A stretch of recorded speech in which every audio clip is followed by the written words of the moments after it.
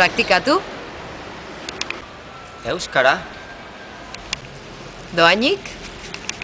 Berbalagunen. Bueno, ni hasi nintzen aekan bigarren urratzean. Eta oso maila bajuan eukan.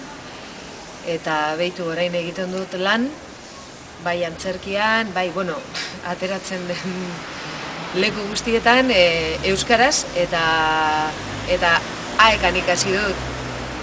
Kalean erabili dut, lagunekin bai, eta, baina aukera izango banu, berbalagunen parte hartuko nuke duda barik.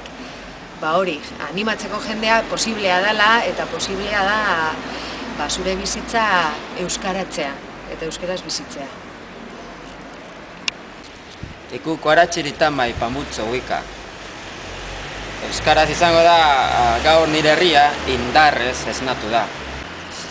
Nik uste dut beharrezkoa dela euskara euskaltegitik kalera ateratzea.